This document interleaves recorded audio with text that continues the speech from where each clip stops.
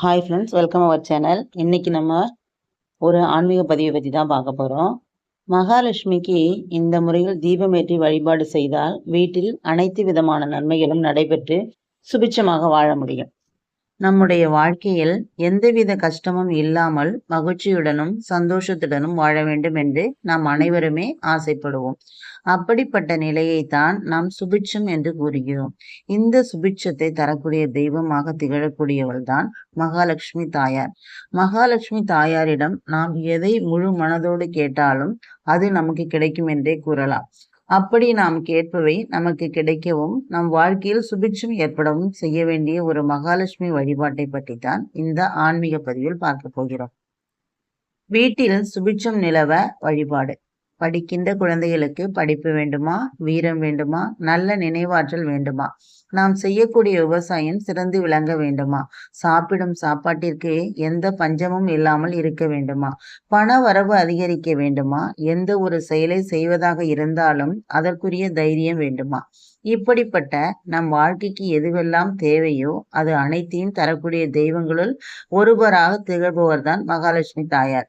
அஷ்டலட்சுமிகளில் சொரூபமாக இருக்கக்கூடிய மகாலட்சுமி தாயாரை நாம் முழு மனதோடு வழிபாடு செய்யும் பொழுது அனைத்து விதமான நன்மைகளும் நம்மை தேடி வரும். இந்த எளிமையான தீப வழிபாட்டை ஒவ்வொரு வாரமும் வரக்கூடிய வெள்ளிக்கிழமை அன்று மாலை 6 மணியிலிருந்து 7 மணிக்குள் செய்ய வேண்டும். இந்த வழிபாட்டிற்கு நமக்கு வாசனை மிகுந்த வெள்ளை நிற பூக்கள் அல்லது தாமரைப்பூ வேண்டும். சாதாரணமாக ஏற்றக்கூடிய தீபத்திற்கு பயன்படுத்தும் அகல் விளக்கை விட சற்று பெரியதாக இருக்கக்கூடிய மண்ணால் செய்யப்பட்ட கிண்ணம் போன்ற அமைப்பில் இருக்கும் ஒன்றையும் வாங்கிக் கொள்ளுங்கள்.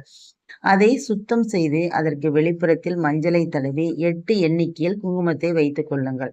வெள்ளிக்கிழமை மாலை 6 மணிக்கு மகாலட்சுமி தாயாரின் படத்திற்கு முன்பாக ஒரு தாம்பாள தட்டை வைத்து அதில் வாசனை மிகுந்த வெள்ளை நிற மலர்களை பரப்பிக் கொள்ளுங்கள். அதற்கு நடுவே நாம் மஞ்சள் பூசி பொட்டு வைத்த மண் கிண்ணம் இருக்கும் அல்லவா, அதை வைத்து அது முழுவதும் கல்லுப்பை கொட்டி சரி சமமாக பரப்பி வைத்து கொள்ள வேண்டும். அதற்கு மேல் ஒரு அகல் விளக்கை வைத்து சுத்தமான பசுனை அல்லது நல்லெண்ணெய் ஊற்றி பஞ்சுத்திரி அல்லது தாமரை தண்டு திரி போட்டு வடக்கு பார்த்தவாறு தீபம் ஏற்ற வேண்டும். இந்த தீபத்தை ஏற்றி முடித்த பிறகு மகாலட்சுமி தாயாருக்கு ஏதாவது ஒரு பொருளை நெய்வேத்தியமாக வைத்து கொள்ள வேண்டும்.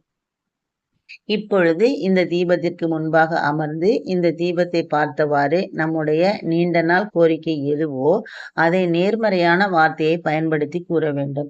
அது நடந்து முடிந்தது போல் பாவித்து கொண்டு மகாலட்சுமி தாயாருக்கு நன்றி கூற வேண்டும். இப்படி தொடர்ச்சியாக 7 வாரங்கள் ஒரே வேண்டுதலை முன்வைத்து நாம் வழிபாடு செய்யும் பொழுது மகாலட்சுமி அருளால் நாம் நினைத்தது நடப்பதோடு நம் வாழ்க்கைக்கு தேவையான அனைத்து நன்மைகளும் நடைபெறும். மிகவும் எளிமையான இந்த தீப வழிபாட்டை முழு நம்பிக்கையோடு மகாலட்சுமி தாயாரை நினைத்து செய்பவர்களுக்கு அவர்கள் வாழ்க்கையில் அனைத்து விதமான நன்மைகளும் உண்டாகும், மகிழ்ச்சி நிறைந்த வாழ்க்கையை வாழ்வர் என்பது நம்பிக்கை. ஓகே ஃப்ரெண்ட்ஸ், இந்த வழிபாட்டை நீங்களும் செஞ்சு பலன் பெறுங்க. இந்த பதிவு பயனுள்ளதாக இருந்தால் லைக் பண்ணுங்கள், ஷேர் பண்ணுங்கள், மறக்காமல் கமெண்ட் பண்ணுங்கள். உங்கள் ஃப்ரெண்ட்ஸுக்கெல்லாம் மறக்காமல் மீண்டும் ஒரு தடவை ஷேர் பண்ணிவிடுங்க. தேங்க்ஸ் ஃபார் வாட்சிங் ஃப்ரெண்ட்ஸ். இது போன்ற ஆன்மீக பதிவை இன்னொரு முறை பார்க்கலாம்.